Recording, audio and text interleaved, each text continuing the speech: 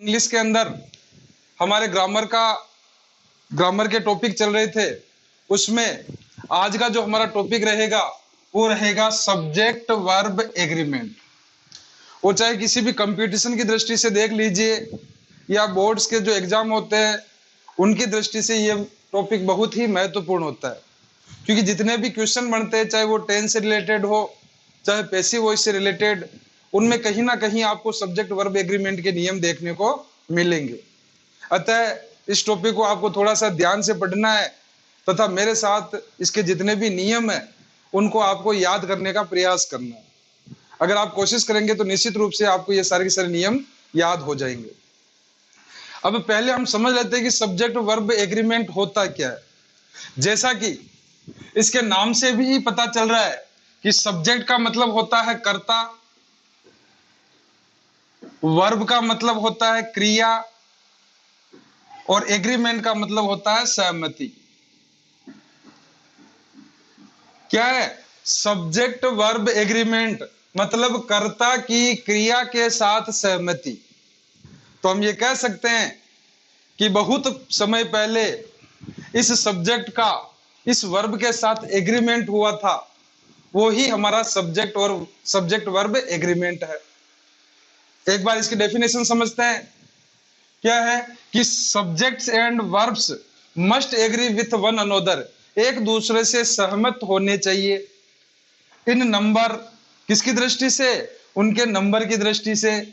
अगर सिंगुलर और प्लूरल, एक वचन या बहुवचन के हिसाब से। 10 इस प्रकार से, if a subject is singular, अगर किसी वाक्य का जो कर्ता है वो एक वचन है, it's verb must be singular, तो उसकी वर्ब जो होगी, क्रिया जो होगी, वो भी कैसी होगी? एक वचन होनी चाहिए।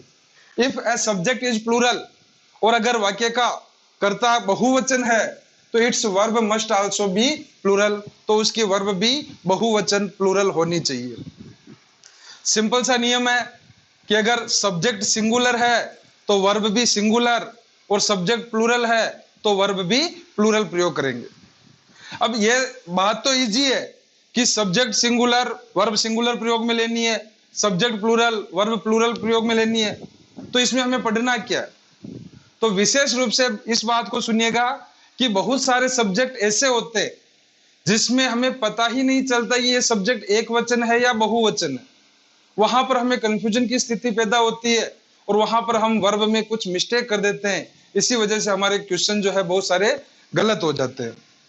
तो इस चीज को समझने के लिए पहला सिंपल सा है कि सब्जेक्ट और वर्ब एग्रीमेंट का मतलब क्या है। अगर सब्जेक्ट सिंगुलर है तो हमें वर्ब भी कौन सी लेनी है?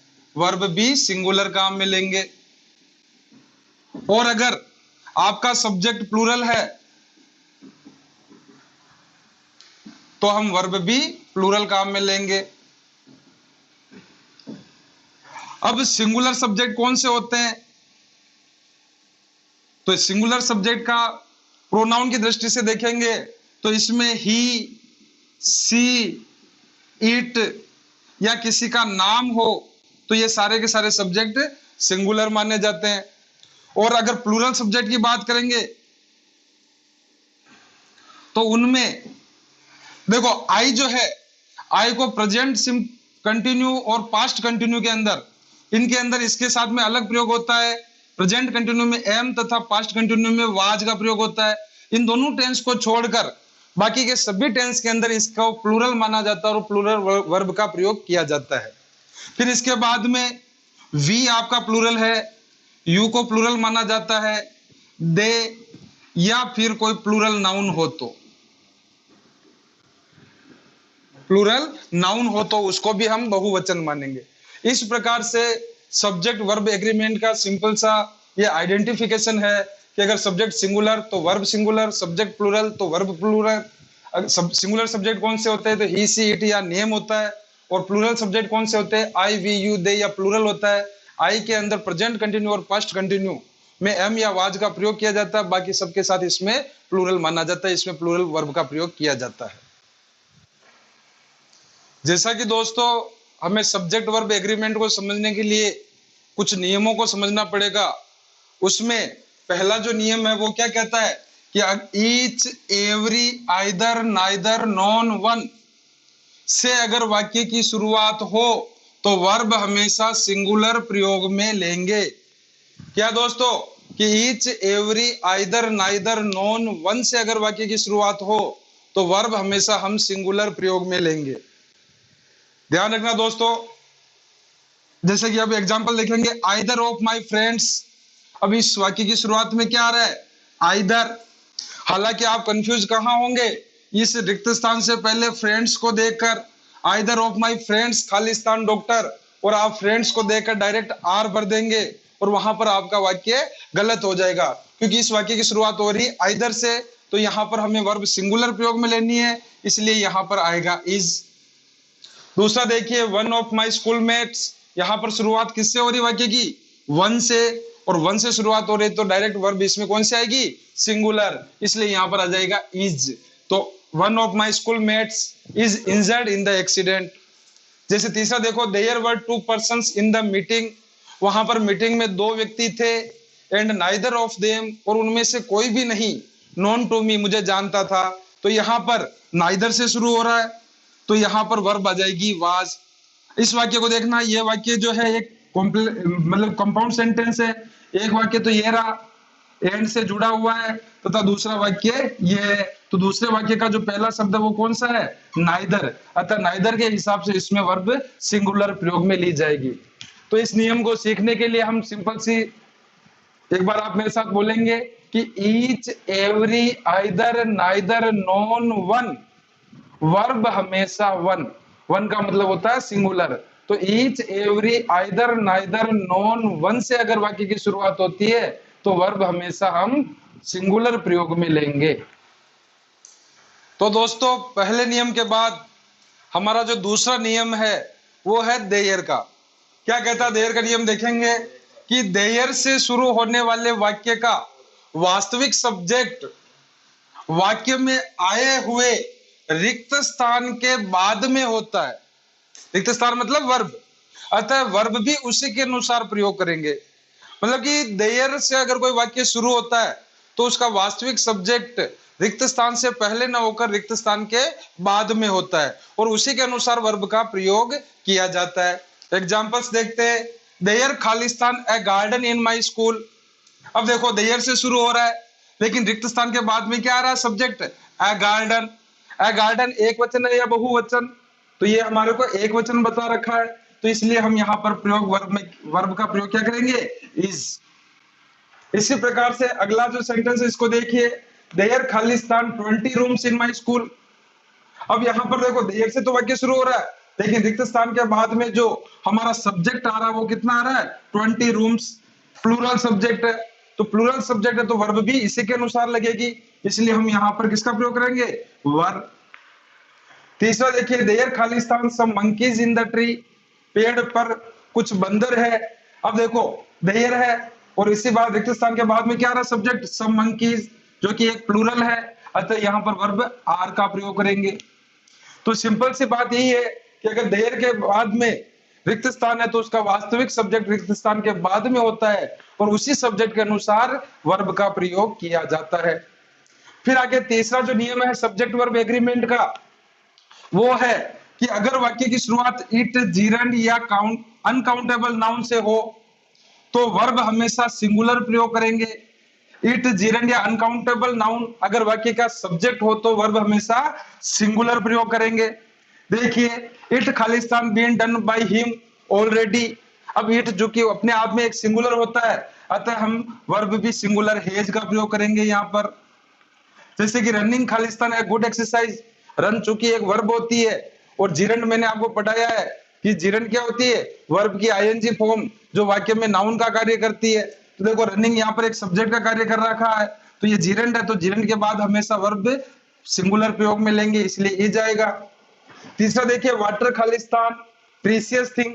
वाटर चूंकि एक अनकाउंटेबल नाउन है, उसको गिन नहीं सकते, अतः वाटर भी एक सिंगुलर सब्जेक्ट को दर्शाता है, अतः वर्ब भी यहाँ पर हम सिंगुलर प्रयोग में लेंगे।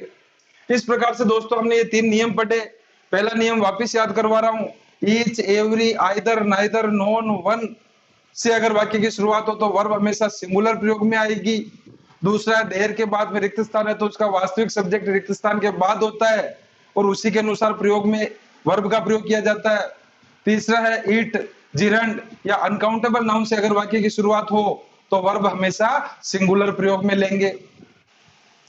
तो दोस्तों इन तीनों नियमों के बाद जो चौथा जो नियम है वो क्या कहता है कि अगर वाक्य का सब्जेक्ट लंबा हो और पता नहीं चले कि कौन सा शब्द उस वाक्य का वास्तविक सब्जेक्ट है तो ऐसी स्थिति में हम उस वाक्य में प्रीपोजिशन देखते हैं और जो भी पहली प्रीपोजिशन होती है उससे तुरंत पहले वाला शब्द उस वाक्य का वास्तविक सब्जेक्ट होता है और वर्ब भी हम उसी के अनुसार प्रयोग में लेते हैं। समझेंगे कि अगर वाक्य का सब्जेक्ट लंबा हो, पता नहीं चले कि कौन सा शब्द वास्तविक सब्जेक्ट है तो ऐसी स्थिति में उस वाक्य में आई हुई पहली प्रीपोजिशन से तुरंत पहले वाला शब्द उसका वास्तविक सब्जेक्ट होगा और उसी के अनुसार वर्ब प्रयोग में लेंगे। पहला एग्जांपल देखेंगे, the singing of birds Khalistan sweet. अगर दोस्तों अगर आप इस बर्ड्स के हिसाब से डायरेक्ट आंसर भरेंगे तो आप ऑटोमेटिक आर भरेंगे जो एग्जाम में आपके गलत हो जाएगा, क्योंकि इस वाक्य का जो ये सब्जेक्ट है ये लंबा है और वास्तव में हमें पता नहीं चल रहा कौन सा शब्द वास्तविक सब्जेक्ट है।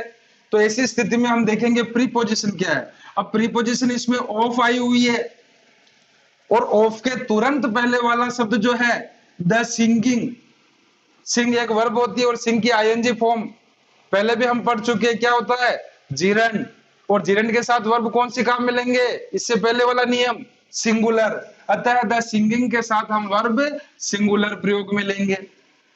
दूसरा देखिए, the quality of mangoes Khalistan not good. अब मैंगोज के हिसाब से तो बहुवचन होगा लेकिन द क्वालिटी जो कि एक अनकाउंटेबल नाउन है, गिन नहीं सकते, और अनकाउंटेबल नाउन के साथ वर्ब सिंगुलर, इसलिए इसमें भी हम इज एम आर में से इज का प्रयोग करेंगे। अगला है the members of the teachers association of Jaipur Khalistan injured in the accident. ठीक है, द मेंबर्स ऑफ, देखो इतना लंबा सब्जेक्ट है, the members of the teachers association of Jaipur. अब वास्तव में हमारा सब्जेक्ट क्या है, तो इसमें पहली प्रीपोजिशन देखिए, देखो ऑफ, और एक ऑफ यहां पर भी आई हुई है प्रीपोजिशन, लेकिन हमें पहली प्रीपोजिशन के तुरंत पहले वाला शब्द जो होता है उसी को सब्जेक्ट मानना है। तो यहां पर आ रहा है द मेंबर्स, और द मेंबर्स जो कि एक बहुवचन सब्जेक्ट है तो वर्ब भी हम बहुवचन का प्रयोग करेंगे, अतः इसमें वाज वर्ब में से हम किसका प्रयोग करेंगे, वर।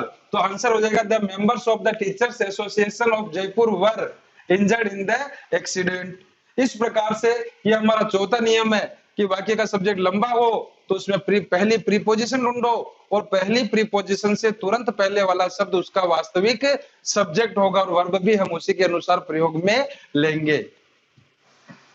तो दोस्तों सब्जेक्ट वर्ब एग्रीमेंट के इन नियमों की कड़ी के अंदर जो पांचवा जो हमारा नियम है वो ये कहता है कि अगर वाक्य का subject the number of plus noun जो है वो प्लूरल हो तो उसके साथ verb singular, the number of plus plural noun verb singular, क्योंकि एक निश्चित संख्या का बोध कराता है तो अतः उनके साथ वर्ब सिंगुलर प्रयोग में लेंगे। और अगर वाक्य का सब्जेक्ट ए नंबर ऑफ, उसके साथ भी नाउन जो होगा वो प्लूरल ही आएगा, लेकिन ये एक बड़ी संख्या का बोध कराता है, यहाँ पे वर्ब प्लूरल प्रयोग में लेंगे। देखना नियम देखते हैं कि the number of plus noun plural मतलब verb singular, a number of plus noun plural verb भी प्लूरल प्रयोग में लेंगे।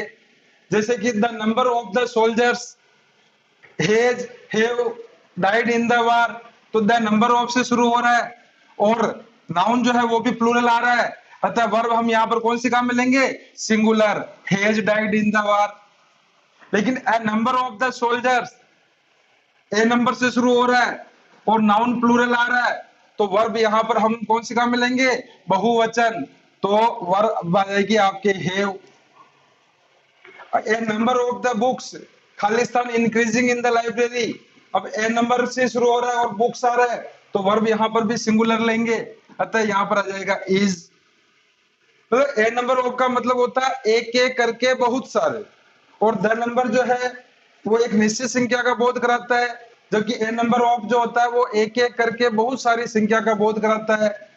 फिर आगे देखेंगे अगला जो नियम है, अगर वाक्य के कोई दो subject as long as, along with या किसी अन्य प्रीपोजिशन से जुड़े हुए हो, किससे?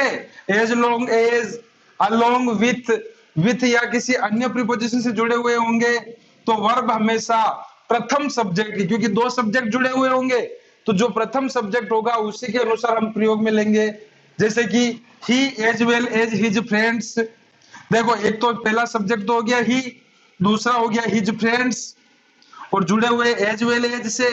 अब चूंकि प्रथम सब्जेक्ट के अनुसार वर्ब प्रयोग में लेंगे, प्रथम सब्जेक्ट है हमारा ही, तो इज एम आर में से ही के साथ क्या लगता है? इज, अतः यहाँ पर हमारी वर्ब जो होगी वो इज प्रयोग में लेंगे।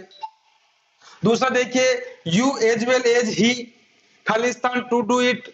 अब देखो पहला सब्जेक्ट हो गया यू, दूसरा हो गया ही और एज वेल एज से जुड़ा हुआ है, तो इस यू के अनुसार वर्ब प्रयोग में लेनी है। यू एक बहुवचन होता है, अतः वर्ब जो होगी इज एम आर में से किसका प्रयोग करेंगे? आर का, बहुवचन आएगी।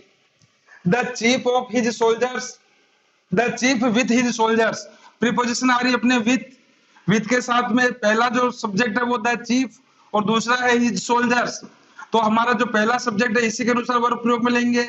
ये एक वचन है तो वाज वर्ब में से एक वचन क्या होता है? वाज, तो वाज रेडी फॉर अटैक। इस प्रकार से हम इनमें वर्ब का प्रयोग करेंगे।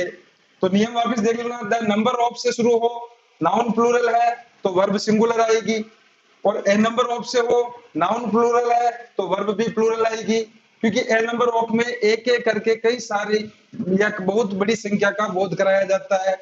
और अगर वाक्य के दो subject as long as, along with या किसी अन्य प्रीपोजिशन से जुड़े हुए हो, तो दो सब्जेक्ट जुड़े हुए हैं तो प्रथम सब्जेक्ट के अनुसार ही वर्ब का प्रयोग करेंगे।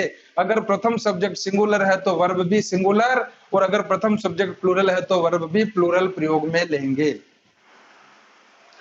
जैसा कि दोस्तों हमने आज सब्जेक्ट वर्ब एग्रीमेंट नामक टॉपिक से हमने 6 नियम पढ़े, और मुझे आशा है कि आपको ये 6 नियम याद हुए होंगे, और नहीं भी हुए हैं तो एक बार पुनः आप मेरे साथ इनको याद करने का प्रयास करेंगे। पहला नियम जो था वो क्या कह रहा था कि अगर वाक्य की शुरुआत each, every, either, neither, non, one से हो तो वर्ब हमेशा सिंगुलर प्रयोग में लेंगे।